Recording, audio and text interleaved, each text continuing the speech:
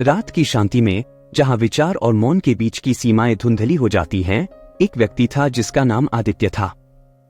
वह एक धनी व्यापारी था, अपनी सफलता और भौतिक जगत में ज्ञान के लिए प्रशंसा का पात्र था, लेकिन हम में से कई की तरह वह एक आंतरिक अशांति से जूझ रहा था।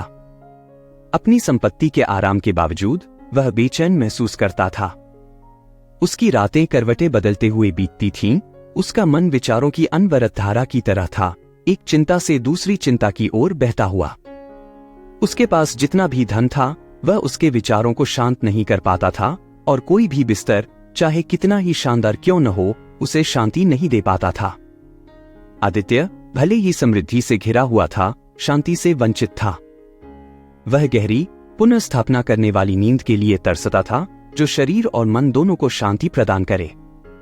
जितना वह इसे पाने की कोशिश करता, यह उससे उतना ही दूर होता जाता। उसके जागने के घंटे उसकी जिम्मेदारियों में व्यस्त रहते, व्यापार, परिवार और अधिक की खोज। लेकिन जब रात की शांति उतरती, तो उसका मन बगावत करता, उसे वह आराम देने से इनकार कर देता जिसकी उसे इतनी सख्त जरूरत थी। एक दिन शांति की खोज में आदित्य ने एक प्रसिद्ध बौद्ध भिक्षु से मिलने का फैसला किया, जो संसार के शोर और व्यस्तता से दूर एकांत में रहता था। वह भिक्षु न केवल अपने ज्ञान के लिए बल्कि अपनी शांति और स्थिरता के लिए भी जाना जाता था, एक ऐसा व्यक्ति जिसके बारे में कहा जाता था कि उसके अंदर पहाड़ों की शांति और समुद्र की गहराई थी। आदित्य ने सोचा कि शायद इस भिक्षु के पास वह कुंजी थी जिससे उसे वह शांति मिल सके जिसकी उसे लालसा थी। आदित्य मठ पहुंचा, एक ऐसा स्थान जहां प्रकृति की दुनिया और आध्यात्मिकता की दुनिया आपस में मिलती जुलती दिखाई देती थी। पक्षियों की आवाजें, पत्तों की सरसराहट और हवा की हल्की गूंज ने उसका स्वागत किया। इस प्राकृतिक आश्रय में आदित्य ने भिक्षु को एक विशाल बोधि वृक्ष के नीचे ध्यानमग्न पाया, जो कई परंपराओं में ज्ञान का प्रतीक माना जाता है। भिक्षु की मुद्रा पर्वतों की तरह स्थिर थी, उसकी श्वास नियमित थी, जैसे उसने संसार के विक्षेपों को पार कर लिया हो। आदित्य ने आदर के साथ प्रणाम किया और भिक्षु के उत्तर का इंतजार किया। कुछ क्षणों के बाद भिक्षु ने अपनी आंखें खोलीं और एक नरम मुस्कान के साथ आदित्य को बोलने का संकेत दिया। हे पूज्य, आदित्य ने अपनी आवाज में उन रातों का बोझ लिए हुए कहा, जब वह सो नहीं पाया था, मैं आपसे शांति की खोज में आया हूं। मैं आराम नहीं कर पा रहा हूं।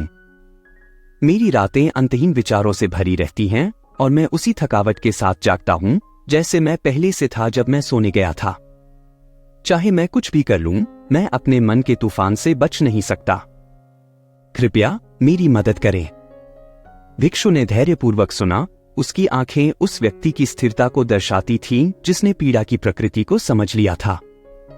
एक क्षण के बाद उन्होंने कहा, आदित्य, जिसे तुम खोज रहे हो वह बाहरी दुनिया में नहीं पाया जा सकता।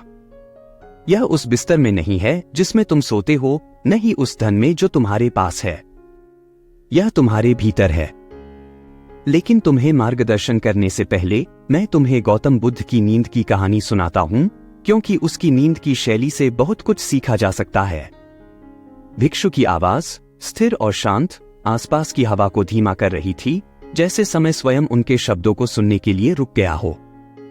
जब वह इस पृथ्वी पर थे, भिक्षु ने कहना शुरू किया, गौतम बुद्ध न केवल ज्ञान का प्रकाश थे, बल्कि आंतरिक स्थिरता का भी आदर्श थे। ऐसा कहा जाता है कि जब वे सोते थे तो वे बिना एक इंच भी हिले सोते थे। बुद्ध एक स्थिति में लेटते थे और जब वे जागते थे तो उसी मुद्रा में होते थे। उनका शरीर, जो अधिकांश लोगों को बेचैन कर देता है, संपूर्ण रात के दौरान एकदम स्थिर रहता था। आनंद, जो बुद्ध के सबसे करीबी शिष्यों में से एक थे, इस पर जिज्ञासा से भर गए। रात दर रात उन्होंने अपने गुरु को देखा, यह देख रहे थे कि बुद्ध नींद में भी जागरूक बने रहते हैं। आनंद, हम सब की तरह रात के दौरान खुद को हिलाते डुलाते पाते थे, स्थिरता में शांति नहीं पा सकते थे। और इसलिए एक रात वह अपनी जिज्ञासा को और अधिक रोक नहीं सके। आनंद बुद्ध के पास गए और पूछा, तथागत, मुझे मालूम है कि यह प्रश्न पूछने का सही समय नहीं है, लेकिन मुझे एक बात समझनी है। मैंने आपको सोते देखा है और मैंने देखा कि आप पूरी रात पूरी तरह से स्थिर रहते हैं। आप ऐसा कैसे कर पाते हैं? क्या आपको वही बेचैनी महसूस नहीं होती जो हम सभी को सताती है?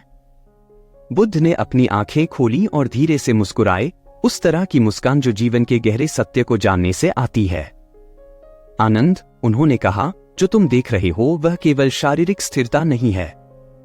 शरीर मन का अनुसरण करता है, और यदि मन स्थिर है तो शरीर को हिलने की आवश्यकता नहीं है। असली बेचैनी का स्रोत शरीर में नहीं है, बल्कि मन में मौजूद विचारों में है। अधिकांश लोग जब वे सोने जाते हैं तो अपने साथ दिन की चिंताओं को भी ले जाते हैं। उनके मन पिछले अनुभवों के पछतावों और भविष्य की चिंताओं से भरे रहते हैं। यही विचार शरीर को करवटें बदलने पर मजबूर करते हैं। नींद एक संघर्ष बन जाती है क्योंकि मन उसे छोड़ने से इनकार करता है। लेकिन जब मन शांत होता है, जब वह वर्तमान क्षण में होता है, तो शरीर शांति पा लेता है। जो स्थिरता तुम मुझ में देख रहे हो वह एक ऐसे मन से आती है जिसने सब कुछ, अतीत, भविष्य और उनके बीच की सभी बंधनों को छोड़ दिया है। आदित्य ने ध्यान से सुना, बुद्ध की कहानी में छिपे सबक को आत्मसात करते हुए। लेकिन उनका अपना मन वर्षों की बेचैन सोच से इतना बंधा हुआ, खुद को पूछने से नहीं रोक पाया, लेकिन गुरु, कोई कैसे इन विचारों को छोड़ सकता है? मैं रात को जागता रहता हूं और मेरा मन मुझ पर हावी हो जाता है। मैं अपनी सभी जिम्मेदारियों के बारे में सोचता हूं, उन चीजों के बारे में जो मैं बेहतर कर सकता था और उन चुनौतियों के बारे में जो मुझे कल का सामना करने के लिए तैयार करनी है। मैं इस अंतहीन विचारधारा को कैसे शांत करूं? भिक्षु की अभिव्यक्ति शांत बनी रही, उनका ज्ञान नदी की तरह प्रवाहित हो रहा था। आदित्य, उन्होंने कहा, मन एक बगीचे की तरह है। यदि इसे अनदेखा छोड़ दिया जाए तो इसमें खरपतवार उगेंगे और फैलेंगे, सब कुछ अपने कब्जे में ले लेंगे। लेकिन अगर आप इसे धैर्य और ध्यान से सींचते हैं तो आप शांति की खेती कर सकते हैं। इसी कारण से सचेतनता, माइंडफुलनेस इतनी महत्वपूर्ण है। सोने से पहले एक क्षण के लिए स्थिर हो जाओ। गहरी सांस लो। सांस पर ध्यान केंद्रित करो, अपने छाती का उत्थान और पतन महसूस करो, हवा का अंदर आना और बाहर जाना अनुभव करो। जब विचार आए, जैसा कि वे स्वाभाविक रूप से करेंगे, उन्हें स्वीकार करो, लेकिन उन्हें आकाश में बादलों की तरह गुजरने दो। उनसे चिपको मत। इस तरह तुम अपने मन को वर्तमान में रहने के लिए प्रशिक्षित करते हो, निरंतर बकबक को छोड़ने के लिए। भिक्षु की आवाज जंगल के प्राकृतिक लय में गूंज रही थी, जैसे प्रकृति स्वयं उनके शब्दों की पुष्टि कर रही हो। अब आदित्य भिक्षु के साथ बोधि वृक्ष के नीचे बैठा, कुछ भीतर से बदलते हुए महसूस कर रहा था। एक शांत एहसास की शांति कोई ऐसी चीज नहीं है जिसे उसे खोजने की जरूरत है, बल्कि कुछ ऐसा है जिसे उसे पोषित करना है। लेकिन भिक्षु अभी समाप्त नहीं हुए थे। 5 प्रमुख सिद्धांत हैं, उन्होंने कहा, जो तुम्हें गहरी, अधिक आरामदायक नींद की ओर मार्गदर्शन कर सकते हैं। ये कोई रहस्य नहीं है, बल्कि ऐसी प्रथाएं हैं जिन्हें यदि ईमानदारी से किया जाए तो वे तुम्हें उस स्थिरता के करीब ले आएंगी जिसकी तुम्हें तलाश है। एक नींद के लिए एक पवित्र स्थान बनाओ। जिस स्थान पर तुम सोते हो उसे सम्मान के साथ व्यवहार करो। कई लोग अपने बिस्तर का उपयोग विभिन्न गतिविधियों के लिए करते हैं, काम, टीवी देखना या खाना। इससे मन में भ्रम पैदा होता है। तुम्हारा बिस्तर एक आश्रय होना चाहिए, एक ऐसा स्थान जिसे केवल आराम के लिए आरक्षित किया जाए। जब तुम्हारा शरीर एक ऐसे स्थान पर लेटता है जो केवल नींद के लिए समर्पित है, तो मन उस स्थान को स्थिरता के साथ जोड़ने लगता है। भौतिक दुनिया और मानसिक दुनिया गहराई से जुड़ी हुई है। 2. प्रकृति की लय का सम्मान करो। प्रकृति चक्रों में चलती है, दिन और रात, बदलते मौसम। हम भी इन चक्रों का हिस्सा हैं, लेकिन आधुनिक जीवन में हम अक्सर उन्हें बाधित कर देते हैं। अपने शरीर और मन का सम्मान करने का सबसे सरल तरीका यह है कि तुम हर दिन एक ही समय पर सोओ और जागो। यह तुम्हारे आंतरिक घड़ी के साथ एक प्राकृतिक सामंजस्य पैदा करता है। जब सूर्य अस्त होता है तो अपने आप को शांत होने दो। जब सूर्य उदय होता है तो इरादे के साथ दिन का स्वागत करो। नींद में स्थिरता आत्मा को पोषण देती है। 3 दिन का भार छोड़ दो। कई लोग अपनी चिंताओं को अपने साथ बिस्तर में ले जाते हैं। काम की चिंताएं, प्रियजनों के साथ संघर्ष, अधूरी तनाव की स्थितियां, यह सब मन पर बोझ डालता है और मन बदले में शरीर पर बोझ डालता है।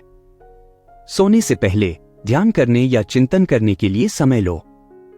मौन में बैठो और श्वास लो। चिंताओं को घुलने दो। यह जान लो कि दिन समाप्त हो गया है और अपनी आंखें बंद करने के साथ ही तुम खुद को सब कुछ छोड़ने की अनुमति दे रहे हो। 4. शरीर में हल्कापन, मन में हल्कापन। शरीर और मन अलग नहीं है। तुम अपने शरीर को जो खिलाते हो उसका तुम्हारे मन की स्पष्टता पर प्रभाव पड़ता है। सोने से पहले भारी भोजन या उत्तेजक पदार्थ शरीर को काम करने के लिए मजबूर करते हैं जब उसे आराम करना चाहिए। शाम को हल्का भोजन करो। अपने अंतिम भोजन के बाद एक सैर पर जाओ। अपने शरीर को आराम के लिए तैयार होने दो और तुम्हारा मन उसका अनुसरण करेगा। 5. एक शांत वातावरण तैयार करो। तुम्हारे आसपास की दुनिया तुम्हारे आंतरिक अवस्था को प्रभावित करती है। एक अव्यवस्थित, शोरगुल वाला वातावरण एक अव्यवस्थित, शोरगुल वाला मन पैदा करता है। अपने सोने के स्थान को शांत और सुंदर रखो। जैसे जैसे शाम होती है, रोशनी को मध्यम कर दो। कमरे को सांस लेने दो, उस शांति को दर्शाने दो जिसकी तुम अपने भीतर खेती करना चाहते हो। तुम्हें अधिक कुछ नहीं चाहिए, सिर्फ सादगी और शांति। अपने वातावरण की स्थिरता को अपनी आंतरिक स्थिरता का प्रतिबिंब बनने दो। आदित्य भिक्षु के शब्दों से गहराई तक प्रभावित होकर ऐसा महसूस कर रहे थे कि उन्हें एक उपहार मिला है, एक ऐसा मार्ग जो उन्हें उस शांति की ओर ले जाएगा जिसकी उन्हें इतनी सख्त जरूरत थी। उन्होंने भिक्षु के समक्ष सिर झुकाकर धन्यवाद दिया उस ज्ञान के लिए जो उन्हें दिया गया था। गुरुजी, आदित्य ने कहा, मैं इन शिक्षाओं का पालन करूंगा और अपने मन की देखभाल करूंगा जैसे कोई बगीचे की देखभाल करता है। अब मैं समझता हूं कि शांति कोई ऐसी चीज नहीं है जिसे पाया जा सकता है, बल्कि कुछ ऐसा है जिसे भीतर उगाना होता है। भिक्षु मुस्कुराए, उनकी आंखें प्राचीन ज्ञान के प्रकाश से चमक रही थी। सच में आदित्य, याद रखो, शांति के बीज पहले से ही तुम्हारे भीतर हैं। उन्हें धैर्य के साथ सींचो और नींद कोई संघर्ष नहीं बनेगी, बल्कि तुम्हारे भीतर की स्थिरता की स्वाभाविक अभिव्यक्ति बनकर आएगी। उस शाम आदित्य घर लौटे, अपने साथ न केवल भिक्षु की सलाह बल्कि गहरी शांति की भावना लेकर। उन्होंने नींद के लिए एक स्थान तैयार किया, प्रकृति की लय का सम्मान किया और सचेतनता का अभ्यास करना शुरू किया। धीरे धीरे आने वाले दिनों और हफ्तों में उनकी बेचैनी गायब हो गई। उन्होंने अब नींद का पीछा नहीं किया, इसके बजाय यह उनके पास आई जैसे सांस की स्वाभाविकता से। प्रिय मित्रों, याद रखें कि गहरी शांतिपूर्ण नींद की यात्रा भी भीतर की यात्रा है। जैसे ही आप अपने मन को शांत करना शुरू करते हैं और अपने शरीर की देखभाल करते हैं, आपको यह पता चलेगा कि आराम बिना किसी प्रयास के आ जाता है। युगों की प्राचीन बुद्धिमत्ता, बुद्ध के शिक्षाओं से लेकर भिक्षु द्वारा साझा की गई प्रथाओं तक हमें यह याद दिलाती है कि शांति कोई ऐसी चीज नहीं है जिसे हासिल किया जा सके, बल्कि कुछ ऐसा है जिसे पोषित करना चाहिए। यदि आपको यह कहानी सार्थक लगी तो कृपया हमारे चैनल द प्लॉट एन्चांटर हिंदी को लाइक, शेयर और सब्सक्राइब करना न भूलें। अपने सपोर्ट के लिए नमो बुद्धाय कमेंट में लिखें। आप सभी को भीतर शांति और गहरी नींद मिले।